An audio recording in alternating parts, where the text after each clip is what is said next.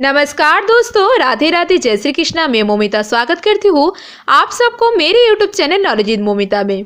आज मैं आप सबके साथ माघ मास महात्म्य के तीसरे अध्याय की कथा शेयर करूंगी। तो ये जानने के लिए मेरे साथ वीडियो में अंत तक जरूर बने रहेगा। तो चलिए शुरू करते हैं। ओम नमो भगवते वासुदेवाय नमः। तब राजा दिलीप कहने लगे कि महाराज, ये पर्वत कितना ऊंचा और कितना लंबा चौड़ा है। तब वशिष्ठ जी कहने लगे कि 36 योजन ऊंचा, ऊपर चोटी में 10 योजन चौड़ा और नीचे 16 योजन चौड़ा है, जो हरी, चंदन, आम, मदार, देवदार और अर्जुन के वृक्षों से सुशोभित है। दुर्भिक्ष से दुखी होकर इस पर्वत के फल और फूलों से परिपूर्ण देखकर भृगु वहीं रहने लगे और यहाँ पर कंदराओं, वनों और उपवनों में बहुत दिनों तक तप करते रहे। इस प्रकार जब भृगु ऋषि अपने आश्रम में रह रहे थे तो एक विद्याधर अपनी पत्नी सहित उतरा। वह अत्यंत दुखी थे। उन्होंने भृगु ऋषि को प्रणाम किया और ऋषि ने बड़े मीठे स्वर में उनसे कहा, हे विद्याधर, तुम बड़े दुखी दिखाई दे रहे हो, इसका क्या कारण है। तब विद्याधर कहने लगा कि महाराज, पुण्य के फल को पाकर, स्वर्ग पाकर तथा देवतुल्य शरीर पाकर भी मेरा मुख व्याघ्र जैसा है। मेरा दुख और अशांति का यही एक कारण है। न जाने किस पाप का फल है। मेरे चित्त की व्याकुलता का दूसरा कारण भी सुनिए। मेरी पत्नी अति रूपवती, मीठा वचन बोलने वाली, नाचने और गाने की कला में अति प्रवीण, शुद्ध चित्त वाली, सातों सुर वाली, बीना बजाने वाली, जिसने अपने कंठ से गाकर नारद जी को प्रसन्न किया, नाना स्वर के नाच से बीना बजाकर कुबेर को प्रसन्न किया, अनेक प्रकार के नाच ताल से शिव जी महाराज भी अति प्रसन्न और रोमांचित हुए।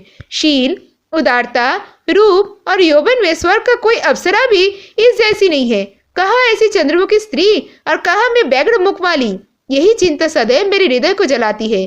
विद्याधर के ऐसे वचन सुनकर तीनों लोगों की भूत, भविष्य और वर्तमान की बात जानने वाले तथा दिव्य दृष्टि वाले ऋषि कहने लगे, हे विद्याधर, कर्म के विचित्र फलों को प्राप्त होकर ज्ञानी पुरुष भी मोह को प्राप्त हो जाते हैं और मक्खी के पैर जैसा विष भी प्राण लेने वाला हो जाते हैं। छोटे छोटे पाप का फल भी अत्यंत दुखदायी हो जाता है।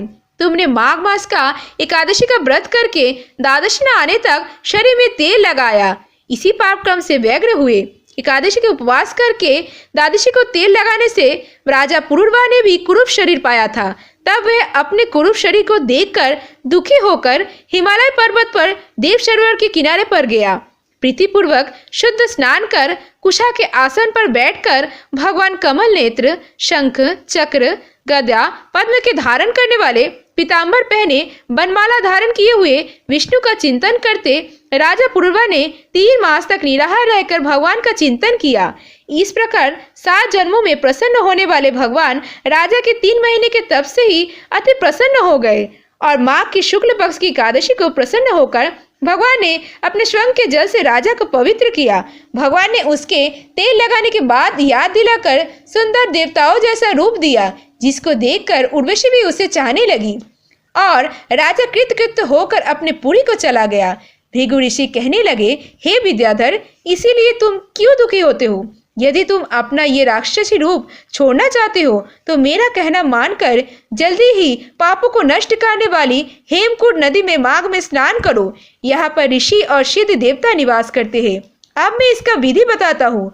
तुम्हारे भाग्य से माघ मास आज से 5वें दिन ही आने वाला है। पौष शुक्ल एकादशी से इस व्रत को आरंभ करो। भूमि पर सोना, जितेंद्रिय रहकर दिन में 3 समय स्नान करके महीना भर निराहार रहो।